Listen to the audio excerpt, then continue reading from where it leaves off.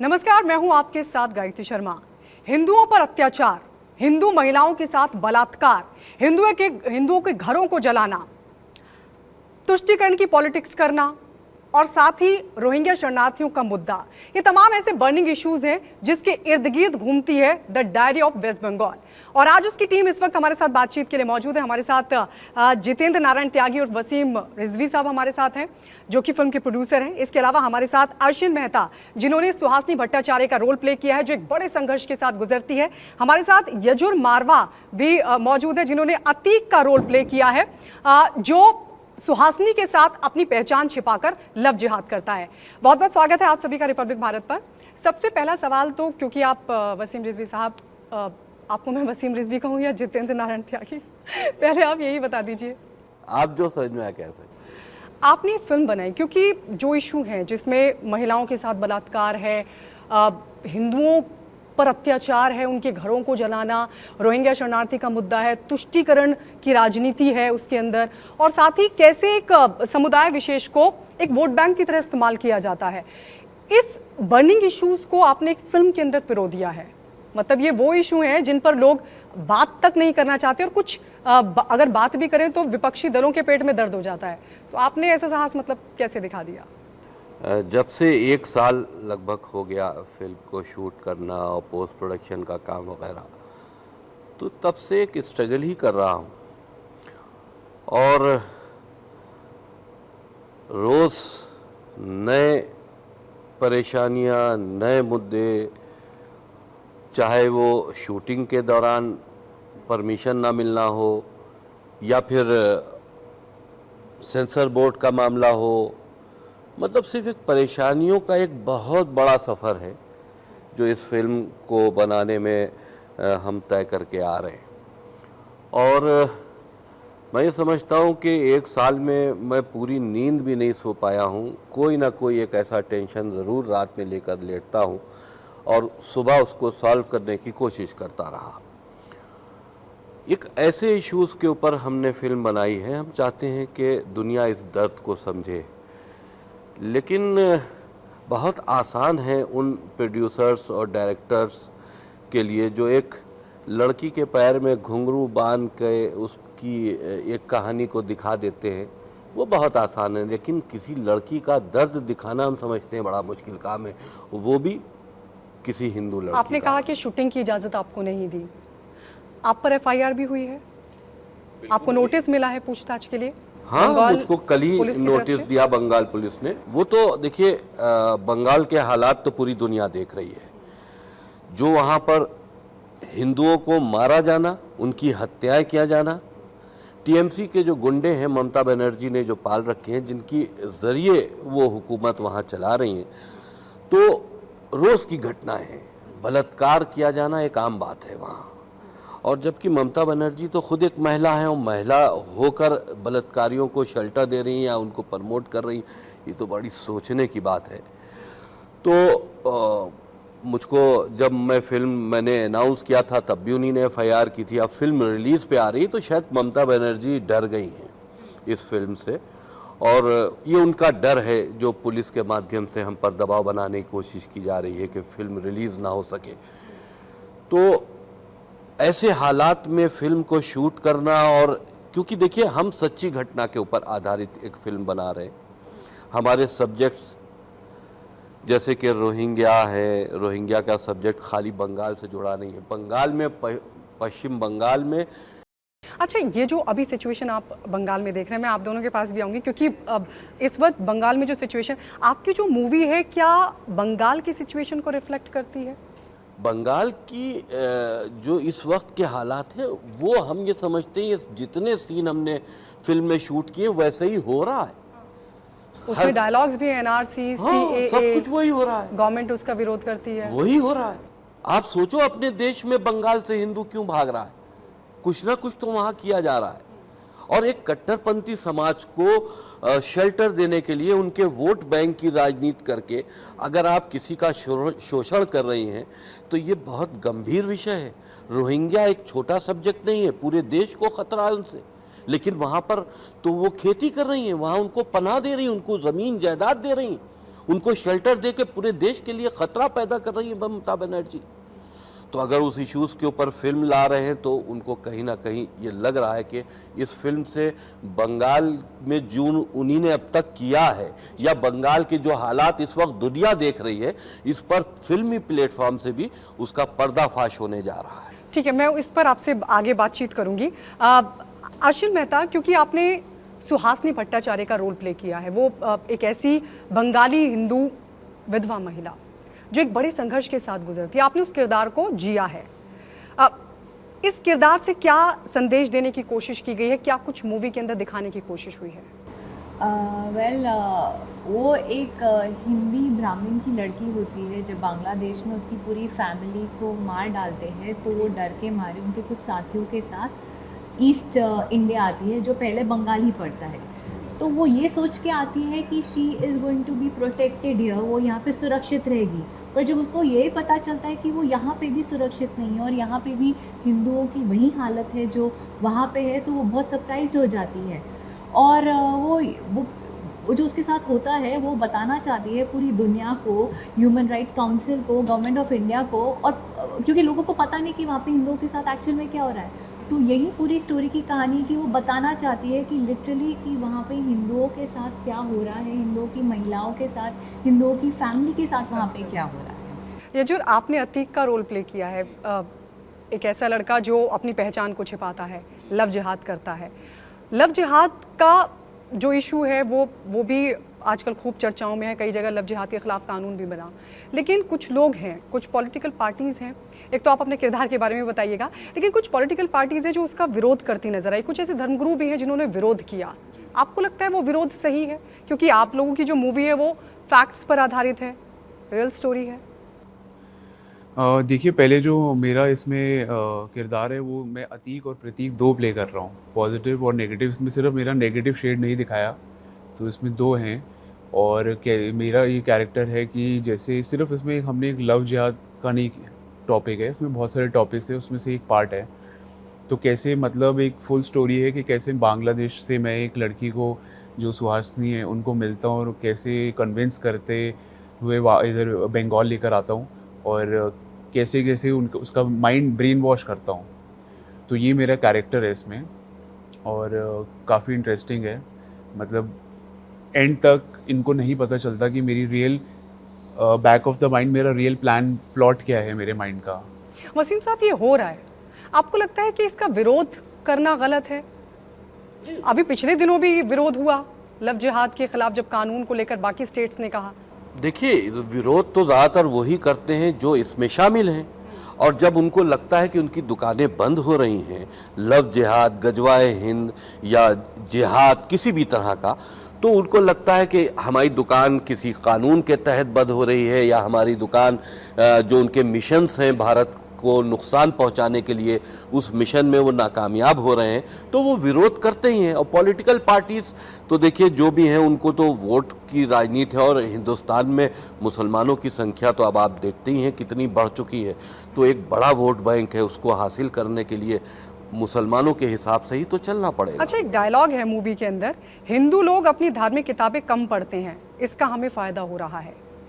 इस डायलॉग के जरिए क्या मैसेज देने की कोशिश की गई? देखिए, इसकी भी एक कहानी है। ये सब जानते हैं कि शास्त्रों में, वेदों में एक साजिश के तहत उसमें श्लोक जो उसमें धार्मिक ग्रंथों में बदले जा रहे हैं, उनका अर्थ का अनर्थ निकाला जा रहा है। तो हमने वो चीज़ दिखाई है कि वहाँ बंगाल में ही रोहिंग्यास जो हिंदू बन के वो धार्मिक ग्रंथों को छाप रहे हैं और उनके श्लोक्स को बदल रहे हैं। ये बुनियादी नुकसान पहुंचाया जा रहा है सनातन धर्म को, कि कभी भी इन बातों को चले। आप देखिए, अब आप जो धार्मिक ग्रंथ हैं उस पर चर्चा होने लगी। को सनातन से इतना प्रेम क्यों और इस्लाम से इतनी नफरत क्यों? देखिए, इस्लाम से मुझे किसी धर्म से नफरत नहीं है। मुझे जो इंसानियत के खिलाफ लोग हैं, वो कोई भी हो, उनसे नफरत है। जिहाद का कोई मतलब नहीं होता। हिंदुओं को काफिर कह के उनकी हत्या करने का संदेश देना, इससे मुझे नफरत है। तो जाहिर सी बात है कि सनातन धर्म से मोहब्बत इसलिए है कि सनातन धर्म में इंसानियत की बात होती है। हाँ, ये बात जरूर है कि सनातन धर्म में ज्यादातर लोग सेकुलर हैं, इस वजह से वो नुकसान उठा रहे हैं। सेकुलरिज्म सनातन के लिए एक बहुत बड़ी बीमारी है। इसका फायदा कट्टरपंथी उठाते हैं और कहीं ना कहीं धोखा देके लव जिहाद होता है, कहीं ना कहीं धोखा देके उनकी हत्याएं होती हैं, कहीं ना कहीं खुद हम उनको प्रोटेक्ट करते हैं ये सोच के कह रहे नहीं ये भी इंसान है, लेकिन जो कट्टरपंथी मानसिकता रखने वाले लोग हैं वो इंसान थोड़ी ना है, वो तो हैवान है। हैवान इंसान बन के आपके बीच में अगर आते हैं तो, लेकिन हम क्योंकि सेकुलर हैं हम उन्हें पहचान नहीं पाते, इसका हमें नुकसान होता है। सनोज मिश्रा को आना था, मुझे ऐसा बताया गया था, वो कहाँ है कुछ पता है? क्योंकि ये कहा गया कि यजुर, मैं आप ही से जानना चाहती हूँ क्योंकि फिल्म की स्टोरी उन्होंने लिखी, इससे पहले जब फिल्म को वो बना रहे थे उस दौरान भी उनको FIR उनके खिलाफ दर्ज हुई। अभी कुछ पता चल सका है सनोज मिश्रा कहाँ है? सनोज मिश्रा गए थे कोलकाता 3 दिन पहले और वो फिल्म के प्रमोशन की कुछ तैयारी करने गए थे, लेकिन जब से वो वहाँ गए उनका मोबाइल बंद है, उनके घर वाले भी परेशान हैं, हम लोग भी चिंता में हैं क्योंकि उनका मोबाइल खुला नहीं और उन्होंने किसी से बात नहीं की। आप लोगों को कोई थ्रेट मिल रहा है कुछ ऐसा आपको यजुर? नहीं, क्योंकि मैं पहले भी क्लियर कर चुका हूँ, इससे पॉलिटिकली कोई इन्वॉल्वमेंट नहीं है। मैंने एज एन एक्टर अपने कैरेक्टर को, जो एक एक्टर का काम होता है कैरेक्टर अपने रोल से इंसाफ करना, 100% देना जो डायरेक्टर ने सोचा है। लेकिन फिर बंगाल सरकार ने आपको इजाजत क्यों नहीं दी फिल्म की शूटिंग की बंगाल में? ममता बनर्जी कब चाहती हैं, वहाँ तो चाइना जैसा माहौल है, वो कब चाहती हैं कि उनको एक्सपोजर मिले, कब चाहती हैं कि उनको कोई दिखाए कि वो क्या ज़्यादती कर रही है। तो क्या वो बंगाल के हालात पर ही पिक्चर है? नहीं, देखिए ये देश का मुद्दा है, हालात बंगाल के जरूर हैं, स्टोरी बंगाल की मतलब हो रहा है बंगाल में वैसा? बंगाल जल रहा है। बंगाल जो उस वक्त कश्मीर था, अब तो कश्मीर बहुत सुधार हो गया, उससे बदतर हाल हो चुके हैं बंगाल के। हम तो ये समझते हैं जो हालात बंगाल के हैं और जिस तरह से वहाँ कट्टरपंथी रोहिंग्यास कब्जा करते जा रहे हैं, पश्चिम बंगाल की हुकूमत उनको सपोर्ट सिर्फ वोट बैंक के लिए दे रही है, लेकिन वो उनकी ही कुर्सी खींच के बहुत जल्दी अगर ये हालात न सुधरे तो उनकी ही कुर्सी खींचेगी और पश्चिम बंगाल जो है वो एक बांग्लादेश की तरफ अपने को शामिल करने की एक पोजीशन में खड़े हो जाएंगे। आपको लगता है अश्विन, क्योंकि वसीम रिजवी साहब कह रहे हैं कि वहाँ पर जो बंगाल है जल रहा है, उबल रहा है, वहाँ पर हालात सेम वैसे ही हैं जैसा कि फिल्म में फिल्माया गया है, आपको भी लगता है कि हिंदू सॉफ्ट टारगेट है बंगाल के अंदर? अभी आप जैसे या वो लोग जो रूलिंग पार्टी को सपोर्ट नहीं करते उनको टारगेट किया जाता है? अभी जैसे कि मैंने जब हमारा ट्रेलर रिलीज़ हुआ और मेरे काफ़ी दोस्त हैं, मेरे काफ़ी पहचान वाले हैं, मैंने जब स्क्रिप्ट पढ़ी तो मुझे ये सब बारे में पता नहीं था। तो मैंने जब काफ़ी यूट्यूब चैनल्स देखे, लोगों को पूछा, थोड़ा मैंने भी रिसर्च किया एंड आई रियलाइज़ कि एक्चुअल में हिंदुओं के साथ वैसा हो रहा है, हिंदू महिलाओं के साथ हो रहा है। एंड एज एन एक्टर मैं हमेशा वही स्क्रिप्ट पढ़ूंगी जो मुझे लगता है कि इसमें कुछ ना कुछ सच्चाई है। देखिए, हर कहानी में कहीं ना कहीं कुछ ना कुछ सच्चाई होती है, इसलिए वो फिल्म बनती है। और ये कहानी में भी आई एम श्योर कि कहीं ना कहीं एक सच्चाई होगी, एक जो लड़की की हालत वहाँ पे होती, जो तो अभी पूरे देश को हमें पता ही चल रहा है कि क्या हो रहा है, पूरे न्यूज़ चैनल, पूरी इंडिया सबको पता चल रहा है कि वहाँ पे क्या हो रहा है। तो कहीं ना कहीं हमारी कहानी में भी सच्चाई है और जो वहाँ पे हो रहा है उसमें भी सच है। यजुर, आपको भी लगता है? हाँ बिल्कुल सही, ऐसे ही लगता है कि हमने, क्योंकि फिल्म के अंदर एक डायलॉग भी है जिसमें ये कहा गया कि धर्म के नाम पर हर हद पार करने की बात उसमें कही गई है। इसमें हम लोग धर्म के अगेंस्ट या किसी भी रिलीजन या कास्ट के अगेंस्ट कुछ भी नहीं बताए गए। इसमें हमने सिर्फ ह्यूमैनिटी की बात की है और वो लोग जो फोर्सफुली लोगों को नुकसान पहुंचा रहे हैं, जो इनजस्टिस हो रहा है, not just with female but with other people also. तो इसमें ऐसा कुछ भी नहीं दिखाया हुआ है कि सुपीरियरिटी कौन से रिलीजन, कास्ट या कोई पॉलिटिकल पार्टी है। इसमें हमने बस ये दिखाया है कि there is a set of people, एक ग्रुप ऑफ लोग हैं जो इनजस्टिस कर रहे हैं, जो ऑपरेशन कर रहे हैं लोगों के साथ, महिलाओं के साथ। तो हमने वही फिल्म में दिखाया है। यजुर, आपका कोई डायलॉग, अतीक प्रतीक दोनों का रोल प्ले आपने किया, जो फिल्म की स्टोरी को भी बताता हो, कोई ऐसा डायलॉग? हाँ भाईजान, ये हमारी जो धार्मिक किताबें हैं, वेद, पुराण, गीता और सभी धार्मिक किताबों में फेर बदल करके लखनऊ, अयोध्या, बनारस में फ्री में भेजी जा रही है। अच्छा, ये प्रतीक का डायलॉग था? अतीक का डायलॉग था। हाँ। और आपने हर हर महादेव का नारा दिया है ट्रेलर के एंड में। यस। वो कैसा था, एक बार हो जाए?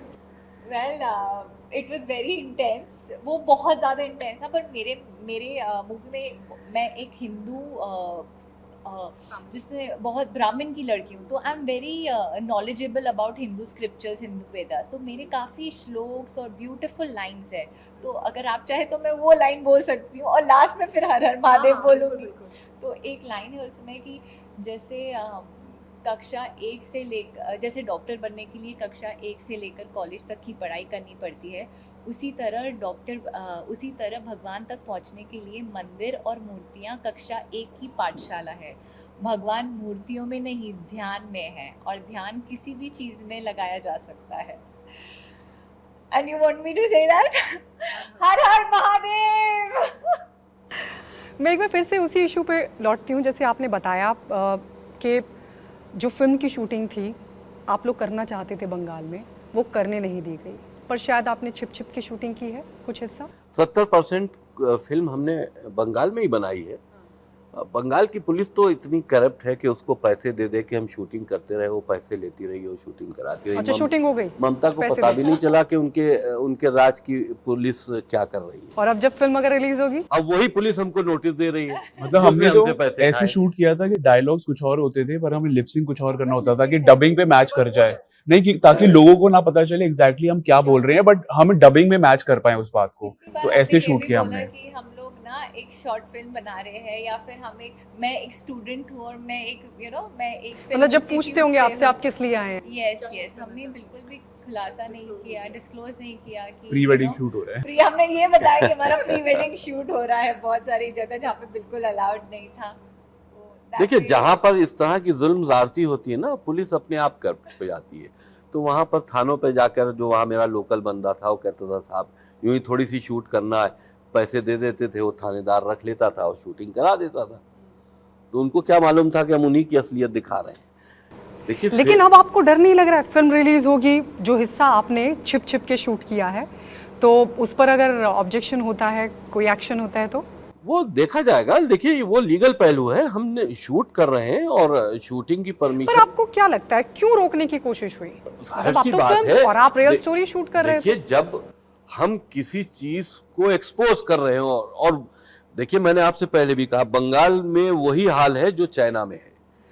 कोई चीज बंगाल की हुकूमत की मर्जी के बगैर वहां पत्ता भी नहीं हिल सकता। आपके मीडिया वाले भी वहां कुछ नहीं दिखा सकते, जो वहां आपकी मीडिया मौजूद है। इसमें है एक डायलॉग ऐसा कि तो सीबीआई अरेस्ट नहीं कर सकती, सीबीआई को भी अरेस्ट कर लिया जाता है, खबरों को दबा दिया जाता है। तो देखिए, हमारी फिल्म जो है वो बांग्लादेश से शुरू होती है, जो वहाँ पर एक घटना घटी थी 1 अक्टूबर 2008 पे और 2001 में, और एक अनिल चंद की फैमिली थी, उसके साथ में हमला करके वहाँ पर जो कट्टरपंथी थे उसको काफिर कह के पूरे घर की हत्या कर दी गई। उसमें एक उनकी छोटी बच्ची थी 14 साल की, उसके साथ एक गैंग रेप हुआ। तो जो गैंग रेप कर रहे थे तो उसकी माँ को बांध दिया था, तो माँ उस वक्त तक जिंदा थी, तो अपनी बच्ची को बचाने के लिए कहती है, देखिए फिल्म स्टोरी यहीं से शुरू होती है, और वो बच्ची को बचाने के लिए उन दरिंदों से कहती है कि उसमें एक अब्दुल अली था, तो अब्दुल अली एक एक करके करो वरना मर जाएगी मेरी बच्ची। और बाद में वो बच्ची मर भी जाती है उसी रेप के दौरान। उसके बाद माँ को भी मार दिया जाता है। तो मेरी स्टोरी उस लड़की की जो बहन बचती है, जो भारत, मेरी स्टोरी वहाँ से शुरू होती है, एक सच्ची घटना पे आधारित है। हमको इतनी परेशानियों का सामना करना पड़ा असलियत दिखाने के लिए, तो ये कौन सी बात है? मतलब हम क्या फिल्म के माध्यम से सिर्फ इंटरटेनमेंट ही होता है, वो बात ठीक है, लेकिन फिल्म के माध्यम से अगर इस तरह की फिल्में आती हैं तो दुनिया भी जानना चाहती है कि रोहिंग्यास का इशू क्या है, कहाँ से आ रहे हैं, कैसे बन रहे हैं, कैसे हिंदुस्तान में फैल रहे हैं, उनको किस तरह का पॉलिटिकल शेल्टर दिया जा रहा है, उनसे क्या जरूरतें हैं उस वक्त की हुकूमत की, वो चीजें भी तो दुनिया को जानना चाहिए। एक लड़की का दर्द, इस तरह की लड़की का दर्द जो गैंग रेप का शिकार हुई हो, उसका दर्द, उसकी कहानी, किस तरह से उसने भारत आई, किस आशा के साथ में आई, यहाँ सीए के तहत वो अपना चाहती थी कि हमको यहाँ पर रहने का मिलेगा, प्राइम मिनिस्टर से मिलना चाहती थी। तो अब सीए को आप वहां की हुकूमत लागू ही नहीं करने देती। अच्छा, महिला मुख्यमंत्री भी दिखाई है ट्रेलर में, और जाहिर सी बात है, एनआरसी का और सीए का हाँ, विरोध कर रही है। ये तो आपको क्या लगता है, ऐसा क्या है आपकी स्टोरी में, आपकी मूवी में, जो बंगाल गवर्नमेंट नहीं चाहती थी कि आप वहां पर शूट करें? या आई मीन मुझे लगता है कि कभी जो एक्सपोज हम हमारी मूवी में दिखा रहे हैं बंगाल में, तो ऑब्वियसली वो नहीं दिखाना चाहेंगे कि यहाँ पे हकीकत, as far as I know कि स्टोरी में बहुत सारी सच्चाई भी है, हमने ड्रामेटिकली जो भी शूट किया है, पर I think most of the story में काफ़ी सच्चाई है जो एक्सपोज हो रही है। और आई एम श्योर कि वहाँ की जो भी हुकूमत होती है वो नहीं चाहेगी कि जिस हुकूमत में हम हैं वहाँ पे ये सब हो रहा है।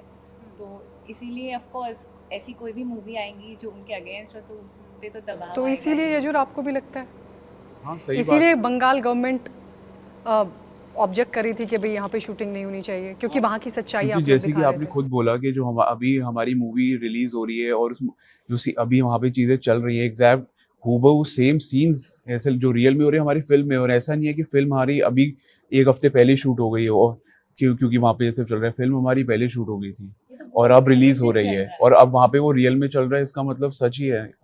Hence proved. टीएमसी के गुंडे लड़कियों को उठा ले जाते हैं। शाहजहां शेख की कहानी अभी आपके मीडिया के माध्यम से चली, तो शाहजहां शेख का भी किरदार हमारी फिल्म में, अच्छा, उस मूवी में शाहजहां शेख का भी किरदार है? शाहजहां शेख का भी किरदार है। वो सारी चीजें जब हम लोग ने रिसर्च की तो सारी चीजें ग्राउंड लेवल पर हमको मिल गई, तब हमने उसी के ऊपर कहानी बनाई। तो ये आम बात है, टीएमसी वहां पर कुछ भी करती है। हर महल्लों में उनके एक यूथ क्लब खुले हुए हैं, वहां पर कोई उनसे मतलब एक गुंडाई की हद खत्म है बस। मतलब आप कह रहे हैं कि बंगाल सरकार मूवी से एक्सपोज हो रही है, बिल्कुल एक्सपोज। इसलिए आपका विरोध किया गया, आपकी मूवी का विरोध किया गया, बंगाल, इसलिए आपको इजाजत नहीं बंगाल के हालात एक्सपोज हो रहे हैं, वो हुकूमत नहीं चाहती है एक्सपोज हो। हम तो कहते हैं कि ममता बनर्जी खुद हमारी फिल्म का पहला शो देखे, कम से कम हो सकता है कि उनको न मालूम हो कि उनके बंगाल में किस तरह का तो जुल्म आपने ज्यादती उसमें हो रही महिला है। सीएम ही क्यों ली? अब जो है तो वही तो दिखाएंगे। तो आपको लगता है वसीम रिजवी साहब कि इसीलिए विरोध हो रहा है आपकी मूवी का वहां पर? टीएमसी करेगी विरोध, क्योंकि वहां पर उनकी गुंडाई है, वो हिंदुओं को मार रहे हैं। दुनिया भर में ये मूवी आपकी रिलीज होने वाली है, बंगाल में चलेगी? चलनी चाहिए, ये फिल्म है और फिल्म एक सच्ची घटनाओं पर आधारित है। अगर आप इसको वहां बैन करने की कोशिश करेंगी तो इसका मतलब कि आप किसी के दुख दर्द को दुनिया में बांटना नहीं चाहते। आशिन, ये कहा जा रहा है द केरला स्टोरी बंगाल पर बना दिया, बंगाल पर द केरला स्टोरी। तो अभी डर लग रहा है आपको मूवी, क्योंकि अभी तो जो ट्रेलर है सिर्फ वही रिलीज हुआ है, मूवी जब 30 अगस्त को रिलीज होगी तो बाइकआउट, क्योंकि केरला स्टोरी का बहुत विरोध हुआ कई जगह पर। देखिए हमने हमारे मूवी में ऐसा कुछ भी नहीं बताया, ना ही हमने as a personally as a actor और अ कैरेक्टर ऐसा कुछ भी रिवील या बोला है जिससे लोगों के सेंटिमेंट्स हर्ट हो। हमने एक पर्टिकुलर कैटेगरी ऑफ पीपल को टारगेट किया है, रोहिंग्या मुस्लिम्स, जो एक्चुअल में वहाँ हो रहा है।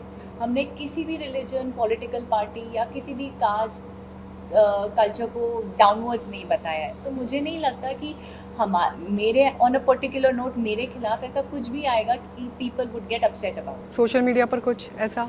देखिए अभी there are people who will always say something about something, you know, हमेशा लोग तो कहेंगे ही कुछ ना कुछ। तो ऑफ कोर्स सोशल मीडिया पे बातें तो होती रहती है, but I prefer not to you know act on it. अच्छा, जैसे कि हमने डायलॉग का जिक्र किया, ट्रेलर में देखा सीबीआई को अरेस्ट कर लिया जाता है, खबरों को दबा दिया जाता है, मतलब एक तरह से वहाँ की सरकार की तानाशाही, रिजवी साहब है ना, सही कह रही हूँ मैं, तानाशाही दिखाने की मूवी में कोशिश हुई है। अब आप लोगों की फिल्म जब रिलीज होगी उसके बाद कोई एक्शन, क्योंकि पहले ही नोटिस रिजवी साहब को मिल चुका है, आपको लगता है कि कोई एक्शन हो सकता है? मेरे को नहीं लगता मेरे अगेंस्ट होगा, मतलब एक्टर्स के अच्छा, अगेंस्ट आपने तो लव जिहाद किया है। नहीं। मैंने ऐसे तो अगर आप बोले तो मैंने तो दोनों कैरेक्टर्स किए, उनके हाफ मूवी में उनके प्रो किए, हाफ अगेंस्ट किए, तो ऐसे पर्टिकुलर तो कुछ नहीं किया है। तो मुझे नहीं लगता कोई एक्शन होना चाहिए। एक्टर्स अपने काम, एक्टिंग का काम होता है। मेरा कोई वो एजेंडा नहीं था कि मैं अपना कोई स्टेटमेंट पास करूं। और अगर विरोध होता तो गलत है? नहीं, विरोध होना ही नहीं चाहिए और होगा ही नहीं, क्योंकि हमने अपना काम किया, इंसाफ अपने कैरेक्टर से किया है। बाकी ऐसे नहीं कि कोई भी स्क्रिप्ट उठाई और कर ली, वहाँ सच्चाई है उस बात में, इसलिए मैंने वो रोल किया है। बट किसी के पर्सनल, कोई भी धर्म के अगेंस्ट या किसी पर्टिकुलर के अगेंस्ट मैं पर्सनली नहीं हूँ। और ऊपर से हमने एक मुद्दा, एक पार्ट उठाया है। एक क्रिमिनल कोई सिर्फ मुस्लिम नहीं होते, हिंदू, सिख, ईसाई सब होते हैं।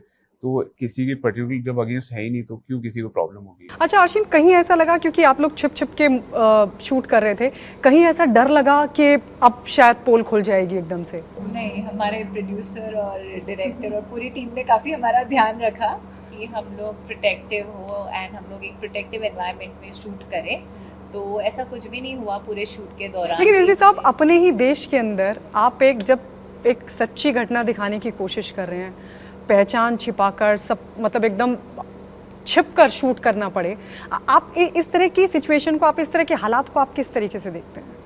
जाहिर सी बात है कि एक ये अफसोस की बात तो है कि भारत में ही एक ऐसे प्रदेश में ऐसा हो रहा है कि जहाँ पर हमको इन हालात का सामना करना पड़े। दूसरी चीज़ ये है कि सेंसर बोर्ड ने जब हमारी फिल्म को सेंसर सर्टिफिकेट दे दिया, जैसे कि अभी आप सवाल कर रही थी, तो सेंसर बोर्ड के बाद फिर किसी तरह का कोई मुकदमा हम लोगों के ऊपर हो या हमारे एक्टर्स के ऊपर हो या फिल्म को रोकने की कोशिश की जाए, तो सेंसर बोर्ड ने जब सर्टिफिकेट दिया है तो देने का मतलब ये है कि उन्हीं ने हमारी फिल्म को देख के समझ के और सर्टिफिकेट दिया है। तो अब ये तो दबाव है हमारे ऊपर कि हम फिल्म रिलीज ना करने पाए। देखिए, फिर मैं कह रहा हूँ, ऐसा तो नहीं, आप क्योंकि हिंदुओं का एक ऐसी तस्वीर दिखा रहे थे जिसमें एक दूसरे समुदाय को कटघरे में खड़ा किया जा रहा था। आप ये बताइए, तो इसलिए तो नहीं आपका विरोध हो भारत रहा में था? कौन सा ऐसा प्रदेश है जहां हिंदू आतंकवादी है कहीं? अगर हो तो बताइए। तो जब ऐसा है ही नहीं तो हम कहां से दिखाएंगे? जहां आतंकी गतिविधियां जहां चल रही हैं और जिस समाज के लोग यहां पर कर रहे हैं, और ये बंगाल गवर्नमेंट दिखाना नहीं चाहती, बंगाल गवर्नमेंट दिखाना नहीं चाहती, वो उनका वोट बैंक है, तुष्टीकरण की राजनीति। सीधी सी बात है। एक डायलॉग है फिल्म में कि अगर बहुमत मुसलमानों का होगा तो कानून शरीयत का होगा, इसका क्या मतलब है? जहां पे मुसलमानों की संख्या बढ़ जाती है वहां शरीयत के हिसाब से ही कानून चलते हैं। ये बिल्कुल सही डायलॉग है, चाहे आप किसी जगह देख लीजिए। कानून जो उन आबादियों में चलते हैं जहां मुस्लिम बाहुल आबादी है, तो वहां वो भारत के संविधान को मानते कहां है? वो तो अपने हिसाब से कानून चलाते हैं। वही हमने फिल्म में दिखाया है। बंगाल में कौन सा कानून चल रहा है? दिखावे में तो संविधान का कानून है, बाकी तो मुस्लिम आबादियों में शरीयत का कानून चल रहा है और ममता बनर्जी की संरक्षण से चल रहा है। इन दिनों वहाँ पर एक लेडी डॉक्टर के साथ जो कुछ भी हुआ सबने सुना होगा, ट्रेनी डॉक्टर के साथ रेप हुआ, फिर मर्डर कर दिया गया। शुरुआत में ये कहा गया कि ये एक सुसाइड केस है, मतलब उस केस पर एक तरह से पर्दा डालने की कोशिश हुई। आपको लगता है कि क्या जानबूझकर ऐसा करने की कोशिश हुई पुलिस की तरफ से? देखिए, और पुलिस को किसकी शय है? जब क्रिमिनल्स को छूट दी जाएगी तो रेप जैसी घटनाएं एक आम बात हो जाती है। बंगाल में वही हो रहा है। उसके बाद जब फंसने की नौबत आती है तो उसके सबूत मिटाए जाते हैं, कत्ल किए जाते हैं, जैसे कि वहाँ अस्पतालों में घुस के सारे रिकॉर्ड्स जला दिए गए। तो फिर जो क्रिमिनल है वो अपने को बचाने की कोशिश कर, पहले वो क्राइम करता है फिर बचाने की कोशिश करता है। और बहुत सी ऐसी घटनाएं जहां पर कुछ होता ही नहीं है। शाहजहां शेख का इशू था तो वो एक्सपोज तब हुआ जब बहुत हद से पार हो गया मामला, लेकिन उससे पहले उसने कितना क्राइम किया, कितनी लड़कियों को उठाया गया, कितने लड़कियों के साथ में बलात्कार हुए, लेकिन वो घटनाएं दब गई पावर का सपोर्ट लेकर। तो इस वक्त वहां पर जो टीएमसी के कार्यकर्ता है उनको इतनी छूट दी जा चुकी है कि वो कुछ भी क्राइम करने से डरते नहीं है। जब मीडिया के माध्यम से कोई बात उड़ जाती है तो फिर उसकी सबूत छुपाए जाते हैं। आप कहना चाह रहे हैं कि जिस सूबे की मुख्यमंत्री एक महिला है, वहाँ पर महिलाओं के साथ अगर कुछ हो रहा है तो कोई ठोस एक्शन नहीं? मैं सिर्फ यही कहता हूं कि ममता बनर्जी को शर्म आनी चाहिए, क्योंकि उनके प्रदेश में सबसे ज्यादा एक महिला मुख्यमंत्री होकर महिलाओं के साथ में सबसे ज्यादा जुल्म और ज्यादती हो रही है और टारगेट करके हिंदू महिलाओं के साथ में हो रहा है। ये बहुत तकलीफ दे बात है। अश्विन, आपने क्योंकि इस किरदार को निभाया है, आपने वो संघर्ष देखा है जो सुहासिनी भट्टाचार्य का था, कुछ समझ में आता है इस किरदार को निभाने के बाद क्या सिचुएशन उस वक्त रही होगी? क्योंकि 1971 में जो नरसंहार हुआ था, मेरे ख्याल वो तमाम चीज़ें भी उसके अंदर दिखाई गई हैं, तो क्या उसमें समझ में आता है? क्योंकि रिजवी साहब कह रहे हैं कि आज भी वो हालात हैं बंगाल में। अभी एक्चुअली वो हालात इस पॉइंट पे अभी जो एक्चुअल में हो रहा है ज़्यादा समझ में आ रहा है, बिकॉज राइट नाउ हम सब देख सकते हैं। पहले जो हो रहा था, हमने इसलिए पिक्चर बनाई थी क्योंकि हमें बताना था दुनिया को, पूरी देश को, कि क्या हो रहा है वहाँ पे। अब जब एक्चुअल में सब कुछ पहले से ही अभी बाहर आ रहा है थ्रू मीडिया एंड एवरीथिंग, तो मुझे ऐसा लग रहा है यार, जो मैंने एज एन एक्टर फील किया था कि वो लड़की के ऊपर क्या गुजरी होगी, और जो भी वो लड़की, द थॉट ऑफ वो लड़की ने और उसकी फैमिली ने, what they must be going through right now is just unbelievable. तो जो भी अभी खुलासा बाहर आ रहा है, एटलीस्ट लोगों को पता चल रहा है कि वहाँ पे क्या हो रहा है। ये जो लव जिहाद पर होनी चाहिए खुली चर्चा, बातचीत होनी चाहिए, इसका विरोध क्यों? आप क्या सोचते हैं?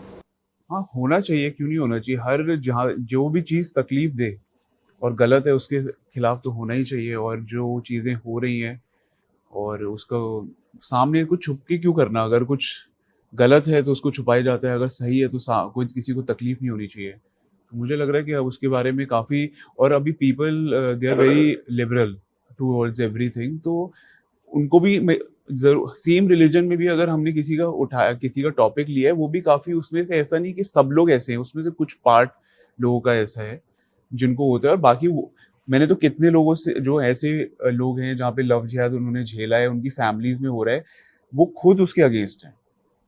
तो मुझे लगता है कि शायद वही परेशान है, क्योंकि because of some set of people. अच्छा रिजवी साहब, आपको जो नोटिस मिला है उसमें क्या कहा गया? मतलब क्यों बुलाया गया आपको, कि आपने फिल्म क्यों बनाई? क्या हम कहें, ममता जी ने बुलाया है तो अब पुलिस ने नोटिस दिया है, इसीलिए कि फिल्म क्यों बनाई। अभी तो मेरा वकील उसका जवाब देगा। और देखिए, इस तरह के हालात हमने अपनी इस संघर्ष भरी जिंदगी में बहुत देखे हैं। ये गंदी पॉलिटिक्स है, दबाने की पॉलिटिक्स है। हमारी ज़बान को आज़ादी है, हम आज़ादी के दायरे में जी रहे हैं, लेकिन अगर इस तरह से हमारी ज़बानें बंद कर दी जाएंगी तो फिर बचेगा क्या? हम किसी का दुख दर्द नहीं दिखा सकते। सनोज मिश्रा से कोई कांटेक्ट आपको लग रहा है अभी? क्योंकि मेरे ख्याल 48 घंटे से ज़्यादा का वक्त हो हमें चुका तो पता भी नहीं था। हमने जब एयरपोर्ट पे मिले तो वी वर लाइक, सर कहाँ है? तो उन्होंने बोला सर है। वो सेफ है कि नहीं है? नहीं, हम लोगों को नहीं मालूम। उनका फ़ोन खुले, कोई बात पता चले, तब उस पर कार्रवाई। तो कोलकाता में किस लिए गए थे वो? पुलिस ने फिल्म बुलाया का था? अच्छा, फिल्म के प्रमोशन के लिए। तो उसके लिए आगे कब रिलीज होगी, कैसे, कहाँ पोस्टर लगेंगे, आपको कुछ डर है? जब जिसके सर काटने के यूं ही फतवे जारी हो चुके हो। अब जब इस फिल्म की हम शूट कर रहे थे, हमारा ट्रेलर आया था, तो जमात इस्लामी देवबंद से मुझे एक फतवा आया था सर काटने का, पाकिस्तान कराची से। तो सारी ये था। अब हम उस स्टेज को पार कर चुके हैं जहां मौत का डर खत्म हो जाता है। हम सच्चाई के ऊपर हैं, हम सच्चाई के लिए काम कर रहे हैं, इंसानों के लिए काम कर रहे हैं, इंसानियत के लिए काम कर रहे हैं, इसलिए अब वो डर खत्म है। अच्छा, बंगाल में मेरे बहुत छोटे छोटे सवाल हैं। बंगाल में आपकी पिक्चर का विरोध हुआ, क्या करेंगे? पिक्चर हम रिलीज करेंगे, कोर्ट जाएंगे। पिक्चर हर जगह रिलीज होनी चाहिए। आप जब सेंसर ने पास कर दी तो हर ये थोड़ी ना कि स्टेट उसको बंद कर दे और रोक दे। क्यों?